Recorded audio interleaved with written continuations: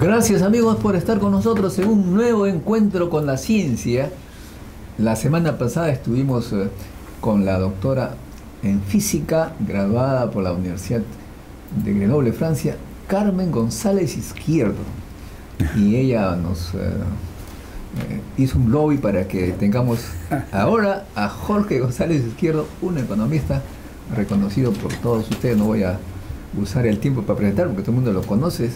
Viene de la Universidad de Chicago Boy, pero también, por supuesto, de la Universidad del Pacífico, y es un analista de la economía peruana, y lo hace de una manera tan sencilla, tan comprensible por todos nosotros, que hasta los físicos comprendemos lo que él explica. Pero ahora le hemos dado una tarea súper especial: cómo hacer comprender a los políticos que la ciencia y la tecnología es una cosa beneficiosa para la economía del país. Acabo de leer la noticia de Australia. Me enteré que lo que aquí es el Ministerio de Trabajo, allá se llama... Bienvenido al programa, Jorge. No, disculpa. Muchas gracias, Modesto, por la invitación. Un placer. Decía que leo que en Australia lo que sería aquí el Ministerio de Trabajo, allá se llama Ministerio del Empleo y la Innovación. Y la ministra es una mujer.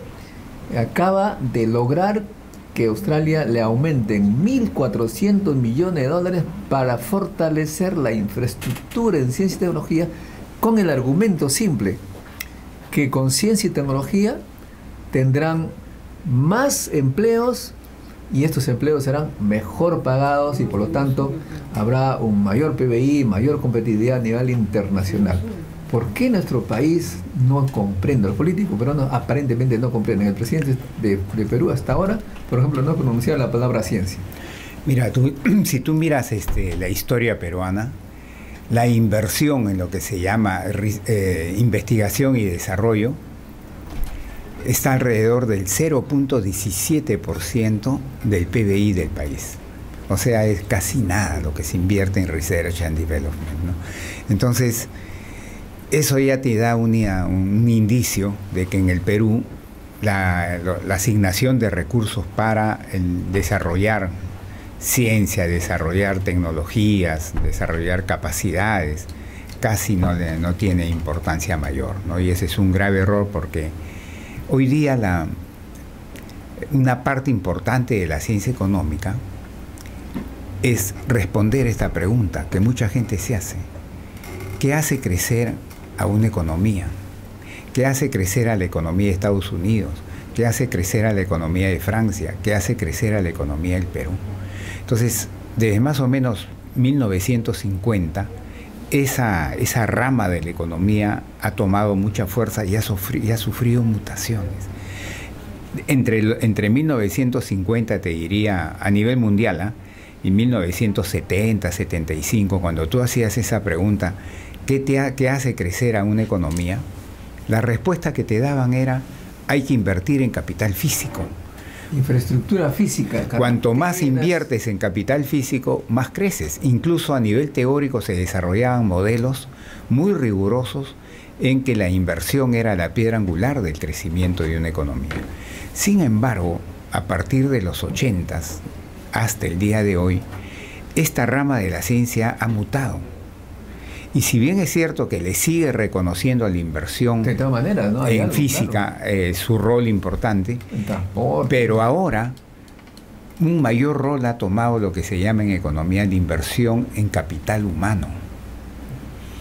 Y la inversión en el cerebro. Así es, y la inversión en de desarrollo y tecnología. Entonces hoy día, cuando a uno le preguntan, oye, ¿y qué hace crecer una economía? Uno dice, bueno, en primer lugar, la inversión en capital humano, la inversión en investigación y desarrollo. Después, segundo lugar, la inversión en capital físico. Eso es hoy día la orientación de la economía, esta rama de la economía que trata de encontrar los factores que hacen crecer una economía para que después, o sea, los políticos sepan dónde asignar los recursos. Entonces, pero a veces cuando uno dice inversión en capital humano, suena bonito, ¿no? Pero la gente se preguntará, ¿y qué es invertir en capital humano ya en la vida real, en la calle? ¿Qué es invertir en capital humano? Son 3 cosas fundamentalmente. Primero, invertir en educación, pero una educación integral. No solo la de la universidad, no solo la del pregrado, posgrado, no. También la educación técnica. Porque en la vida real no todos pueden ser generales. Tienes que tener soldados, cabos, sargentos, tenientes, capitanes. Entonces no todos pueden ser o querer ser profesionales. Tienes que tener un amplio sector de la fuerza laboral dedicada a los oficios técnicos, que no porque por ser técnico ganas menos, de repente ganas más. Claro, sí. Entonces, invertir en educación, pero en forma integral. Segundo, invertir en salud, es formar capital humano. ¿Por qué? Porque una persona que se enferma y no tiene acceso a una reparación adecuada de su salud, no puede trabajar pues bien. Entonces, el segundo componente de inversión en capital humano es invertir en salud. Y el tercer componente de inversión en capital humano es invertir en seguridad. Porque la inversión en capital humano no puede tener frutos en el tiempo si no hay algo que haga respetar los derechos de los cuales tú desarrollas, inventas, creas y defender en el tiempo.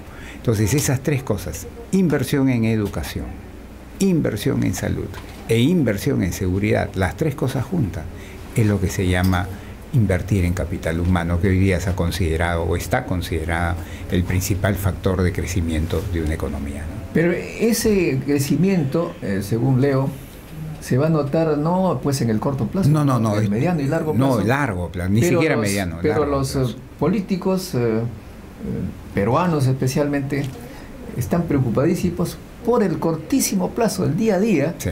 Y entonces gastan prácticamente todos los recursos allí y se olvidan del resto. Es creo que la explicación. Por ejemplo, en este momento el problema que todo el mundo reclama es el problema de la seguridad ciudadana, y se llega al punto de que para ello se requieren más policías mejor pagados, más jueces mejor pagados, y los maestros, profesores, que son los que generan el conocimiento para el largo plazo, son los menos pagados en el Estado. O sea que el corto plazo nos está prácticamente condenando al barranco. No recuerdo ahorita quién decía esto, ¿no? El político es el que se preocupa o tiene su preocupación centrada en la próxima elección.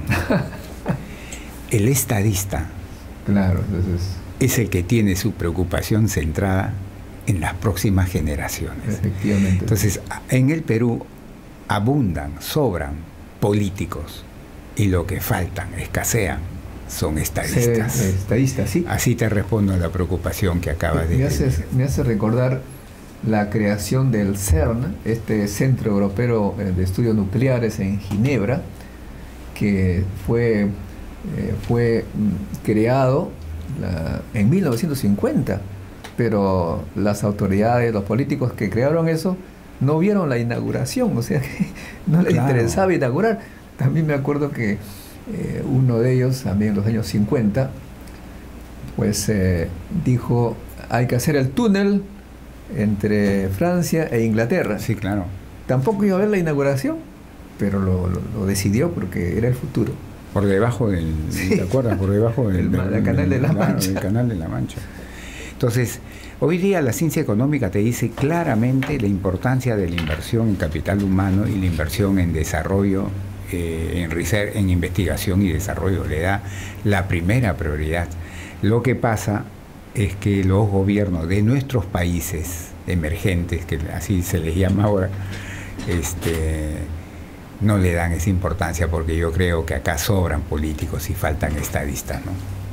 Hace un par de semanas escuché, es otro tema que te quería conversar, ¿no? Los medios de comunicación peruanos están prácticamente judicializados, entre comillas, y se habla de policía, de violencia. Entonces, claro, uno para desintoxicarse coloca pues noticias del extranjero. Y me sorprendió el discurso que dio el presidente de Francia, Macron, en el Congreso de Estados Unidos, y los congresistas lo aplaudían de pie, porque decían cosas, él decía cosas extraordinarias, decía, no podemos dejar a nuestros descendientes un planeta destruido. Y tenemos la ciencia y la tecnología para dejarles un planeta en el que puedan vivir adecuadamente, decía. Y insistía en el tema de la ciencia y la tecnología, presidente de Francia, y va a dar no sé cuántos millones de dólares para atraer a científicos del extranjero. Y nuestro presidente, que es ingeniero de la Unión, de donde yo vengo, no ha pronunciado hasta ahora la palabra ciencia. No lo tiene en su radar, digamos. Y no estamos hablando de compararnos con países desarrollados. Piñera, Santos, Nieto, todos ellos han pronunciado varias veces. Mira, te voy a contar una anécdota. En el primer gobierno de la presidenta Bachelet, fue el primer gobierno, o sea, hace un buen número de años, yo estaba en el extranjero dando una conferencia y estaba en el hotel descansando ya en la noche y puse un canal chileno para ver, y en eso veo a la presidenta Bachelet presentándole al país, ella, la presidenta, presentándole al país el presupuesto del año siguiente. Y entonces dijo, yo he presentado las líneas generales del presupuesto, pero ahora voy a llamar al ministro de Economía y Finanzas para que les dé los detalles. Bueno, y espérate un ratito, y viene el ministro y comienza a dar los detalles ya del presupuesto, y en eso dice algo que casi me caigo de la cama. Yo estaba echado, pero casi me caigo de la cama. ¿Qué dijo? Que para el año, suponte tú, 2019, estaban asignando 600 millones de dólares. 600 millones de dólares solo para enviar chilenos a estudiar al extranjero posgrados en las mejores universidades y en las distintas ramas. Y ahora 600 millones, acá no dedicamos pero ni $1 millón a hacer eso. Imagínate tú, acá hay mucho talento. Yo que trabajo en las universidades y tú también, vemos mucho talento, gente muy talentosa que podría tranquilamente ir a las mejores universidades del mundo a sacar un buen posgrado, pero que no lo hace porque no tiene la oportunidad. Tenemos varias llamadas que están tratando de entrar. Por favor, nombre y lugar donde llama. Buenos días.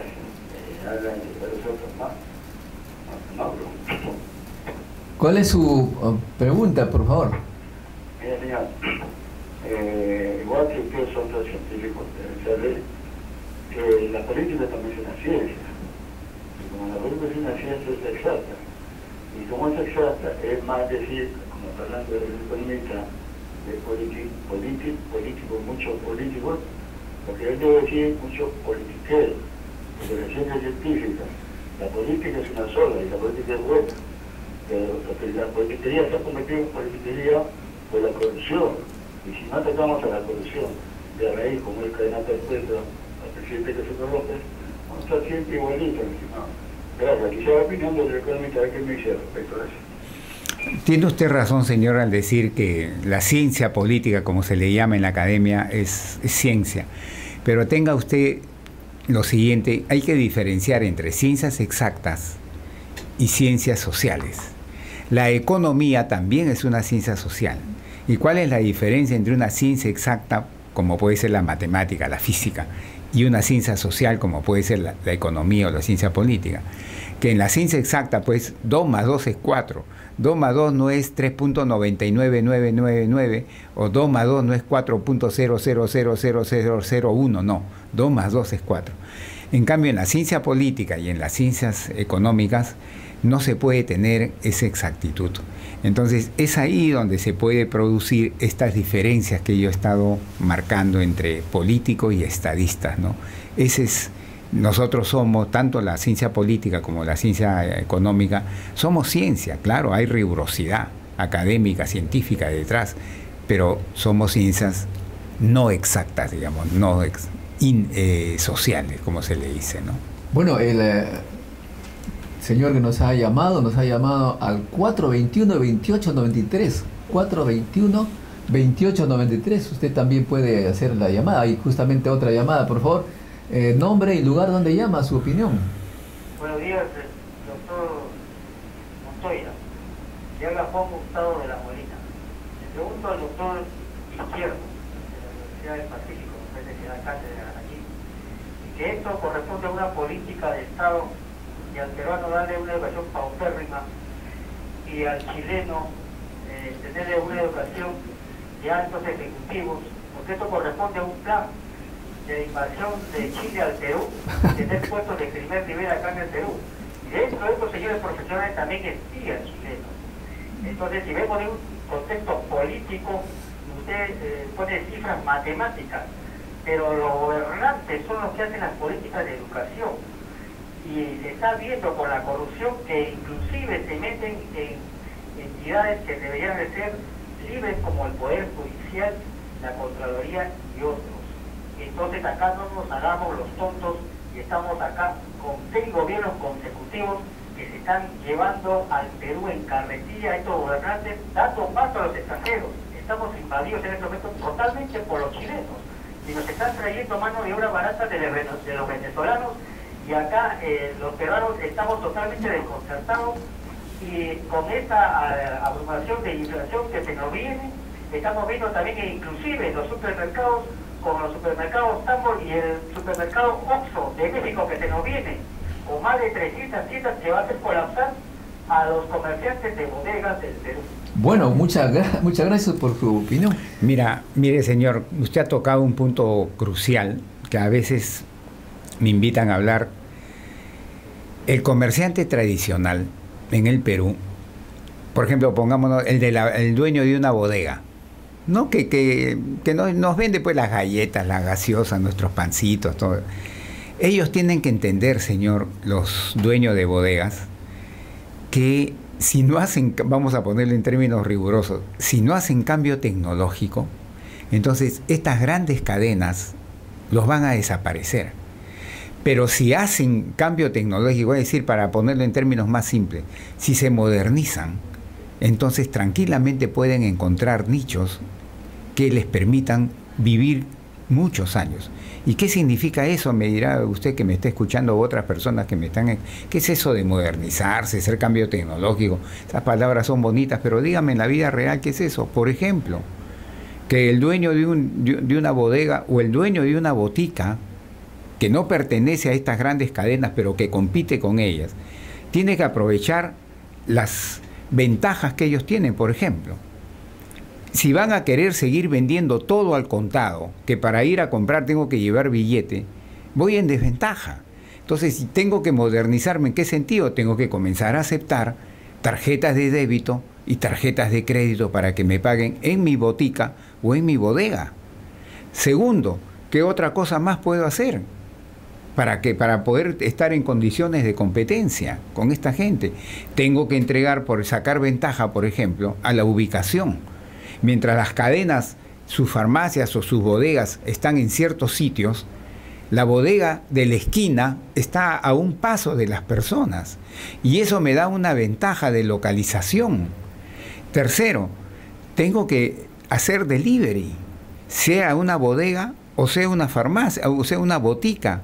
Tengo que hacer delivery, es decir, dentro de mi zona, unas 10 cuadras a la redonda, me contrato una persona en una bicicleta para que me lleve a la casa de la persona que me está queriendo comprar, me lleve los medicamentos. Y así le puedo seguir dando 10 o 15 ideas más a los dueños de las farmacias, de las boticas, perdón, o a los dueños de las bodegas, para que modernizándose puedan soportar esta competencia de las grandes cadenas, ¿no? Entonces, sin embargo, si esa persona va a querer vivir haciendo lo mismo que hizo en los 20 o 30 años pasados, sin hacer ningún cambio, entonces es bien posible que en el tiempo tenga que desaparecer, ¿no?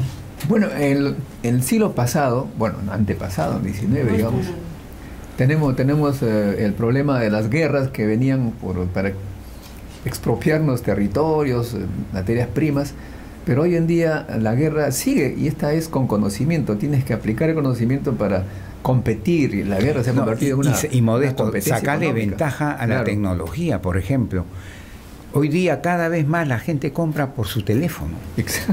Entonces, si soy un pequeño bodeguero o un dueño de una botica pequeña, ¿por qué no puedo usar también yo la tecnología que me da el Facebook, que me da los teléfonos redes sociales? Claro, ¿por qué no lo puedo hacer? Ahí está otra llamada. Por favor, nombre y lugar donde llama, su opinión. Oscar Silva de Liste, saludos a Modesto y al doctor Izquierdo. González Izquierdo, no ninguneen a mi papá. Pues día de la madre, tómelo como... Ya, esa sí está bien. Bueno, brevemente lo que quiero decir que no es el país de la tecnología. Entonces se dijo que con más ciencia, con más tecnología en los puestos, va a ganar la gente mejor. ¿Qué hizo este país maravilloso? Inventó las universidades con fines de lucro, etcétera. La cosa es que hoy día tenemos 1.200.000 estudiantes universitarios y solo 400.000 técnicos. Yo le pregunto al doctor González Izquierdo si conoce alguna sociedad que se maneje con esos rangos. Normalmente, no. Donde yo podría estudiarlo es de 4 a 1, o sea, 4 técnicos, un sí. profesional. Sí. Pero acá pues vimos esa tergiversación monstruosa, y no vamos a conseguir mejores empleos y mejores ingresos, sino más desempleados, más Uber, etcétera, ¿no? Un saludo a todas las madres peruanas. Muy bien, señor. Usted tiene toda la razón en su comentario. Justo estábamos hablando que en el Perú, pues, todos quieren ser generales y nadie quiere ser capitán, sargento, cabo, soldado. Entonces, mira, yo conozco, Modesto, amigos que me están escuchando, yo conozco hoy día, 2018, mayo del 2018, chicos que han salido de Senati, por ejemplo, que arreglan motores y que las contratan las minas. ¿Y saben cuánto ganan en promedio estos chicos? Y son chicos, son 20, 30, no más. Egresados del Senati están ganando hoy día 7.000, 8.000, 10.000 soles mensual, mucho más que un montón de profesionales que salen de universidades, ¿no? Y no pueden acceder a puestos de trabajo con esos niveles salariales. Entonces, no es cierto lo que mucha gente tiene en su mente, que no ser profesional es como ser técnico, por ejemplo, es como ser algo de segunda clase, de segunda categoría. No, ser técnicos son gente que hace su trabajo y desde el punto de vista del ingreso y su desarrollo profesional y su desarrollo futuro, tiene muchísimas oportunidades. Y mira lo que está haciendo el Senati, Modesto. Esto es algo que está pasando desapercibido acá en el país. ¿Sí? A pesar de que te da solo formación técnica, te está sacando posgrado. Hoy día el Senati está sacando un posgrado en ciertas ramas. Y uno dirá, oiga, un momentito, ¿cómo que posgrado? Posgrado es solo en las universidades. Tengo que ser bachiller para poder tentar una maestría o poder tentar un PhD, un doctorado. No es así. Los que estudian, hacen sus estudios técnicos de 3 años, amigo, también pueden acceder a un posgrado. Oiga, usted está loco, me dirán, no estoy loco. Entran a la página web del Senati y con sus propios ojos van a ver lo de los posgrados a nivel de educación técnica. Entonces, amigos, quitémonos eso de la cabeza de que no ser profesional o tratar de seguir una carrera técnica es como ser un ciudadano de segunda categoría. No es así, amigo. Me está chocando, Jorge, porque soy técnico, ¿ah? Bueno, no seas malo, pues. No, es que, escucha, lo que pasa es que... Tú tienes un doctorado, pues. No, estoy bromeando, pero que te quiero decir la verdad, historia. Yo estudié educación técnica, secundaria técnica, y cuando... está, a ver. Hiciste la secundaria en esa época. Secundaria técnica, claro. Estaba legalmente prohibido pasar a la universidad, estábamos vetados. Claro. Y justo me mandaron becado al Politécnico José Pardo. Y como tú dices allí, los técnicos que salían del José Pardo ganaban un montón de plata. Pero lo que pasaba es que a mí me gustaba comprender los fenómenos. Y dije, no, lo único que me gusta son las matemáticas y la física. Y me fui a la Facultad de Ciencia Física y Matemática Económica de la UNI. Y mis colegas, ¿saben lo que me preguntaron? ¿Y de qué vas a vivir? Sí, pues. Ellos ganaban tan bien que claro, ser universitario era una locura. Bueno, y sobre todo en ciencias físicas y matemáticas. Tenemos otra llamada, ya es casi la última. Vamos a ver, nombre y lugar donde llama. Ricardo Plaza de la Molina. Buenos días, panel. Por favor, por favor, ¿podría darnos un alcance? ¿Por qué un país que tiene la mayor reserva de petróleo del mundo, la tercera mina más grande de oro del mundo y en cobre también, de gas, esté dando vergüenza y esté enviando su gente acá al Perú a robarnos los puestos laborales? Mira, explique por favor este fenómeno, entre comillas, venezolano. ¿Qué ha pasado con ello? Gracias. Bueno, mire usted ha tocado un tema que va a levantar, no va a levantar, está levantando ya mucho debate. Acá diferentes gobiernos hablan de hacer una reforma laboral y se llenan la boca de reforma laboral, y un sector de la prensa, donde está el diario más grande, casi todos los meses te toca el tema de la reforma laboral.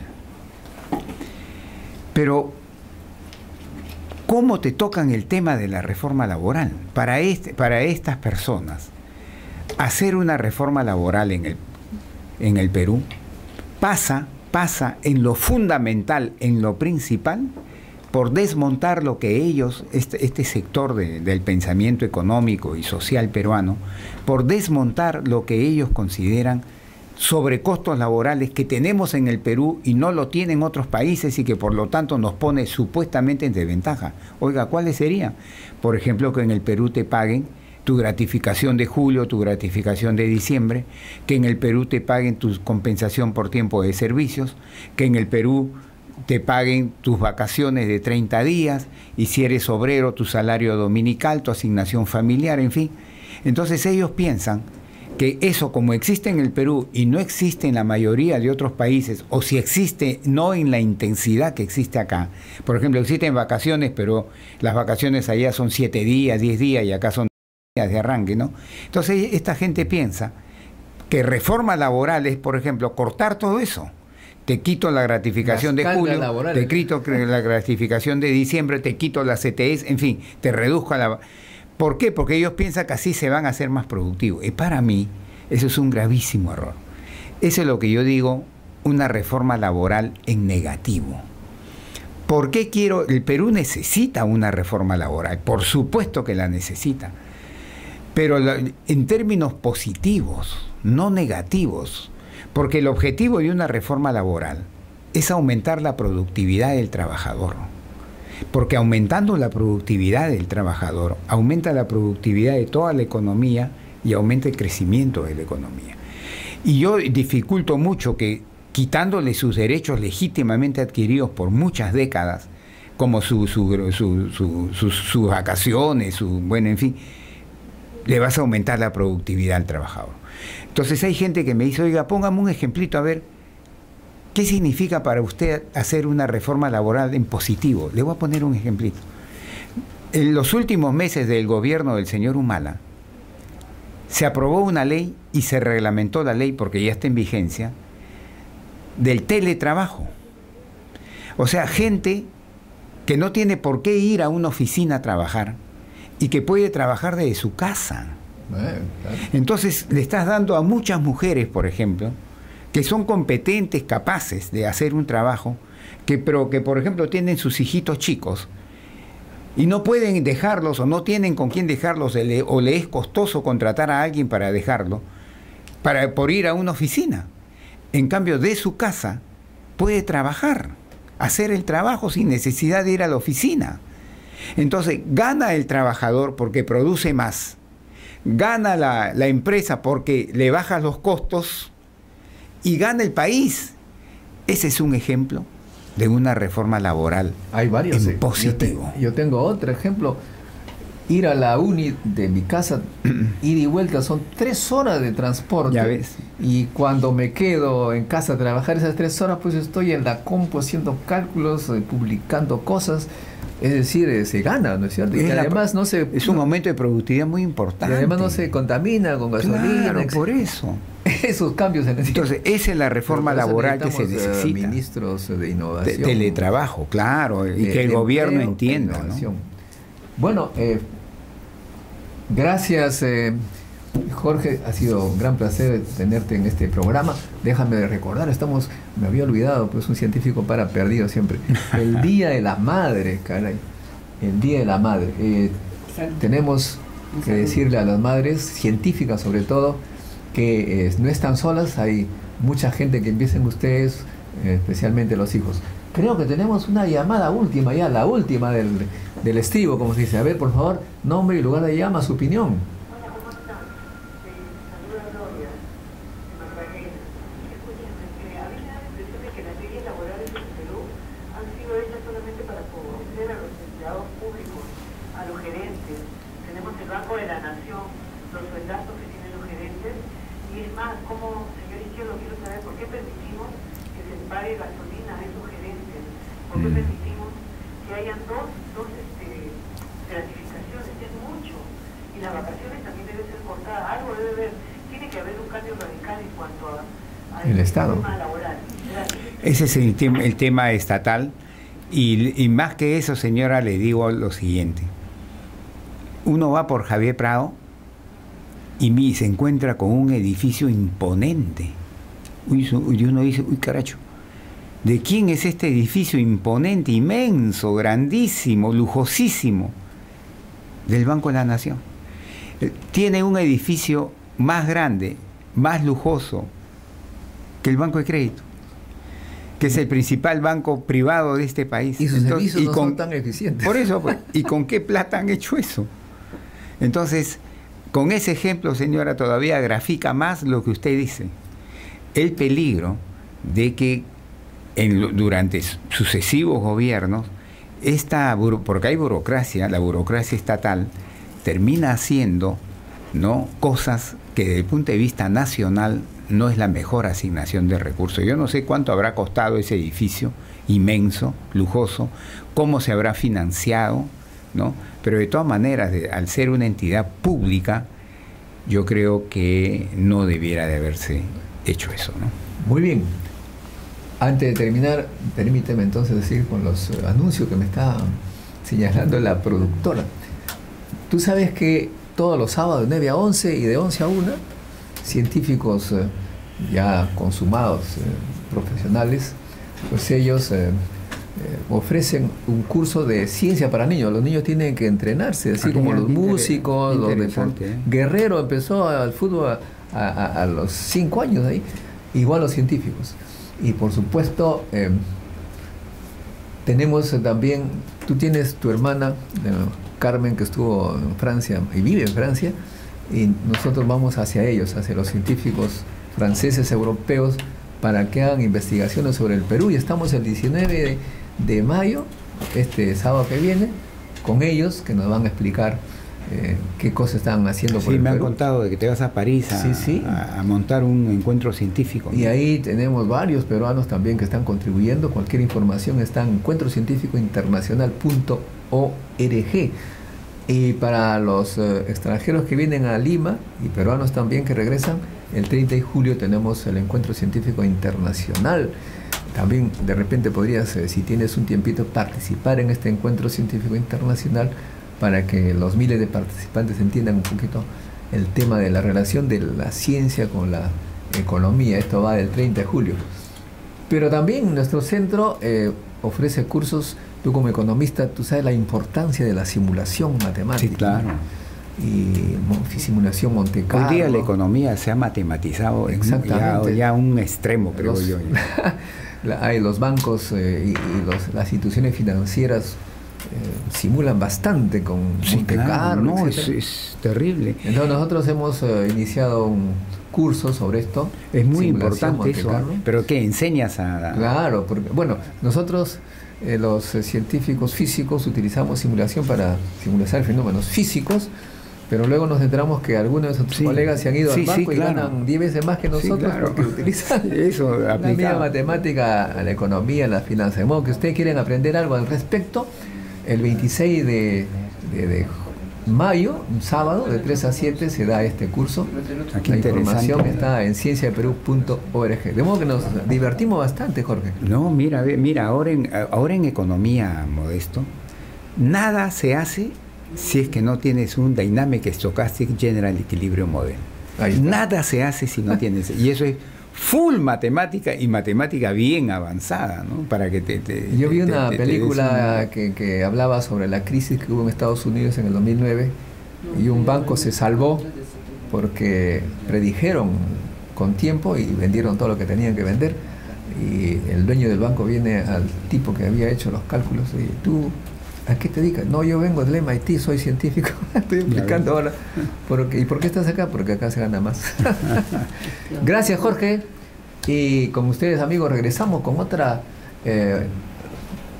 un grupo de investigadores invitados interesantísimos.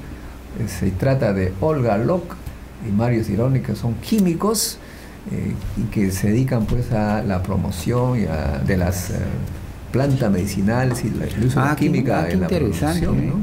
Pregúntale sobre el uso medicinal de la marihuana, que ahí está, vamos a ya en el Perú ya está en vigencia. Sí, se ha armado un lío de la Madonna respecto con eso. Así es, gracias, Jorge. No, a ti, Modesto. Hasta el próximo encuentro contigo. Gracias, Modesto. Y regresamos, amigos.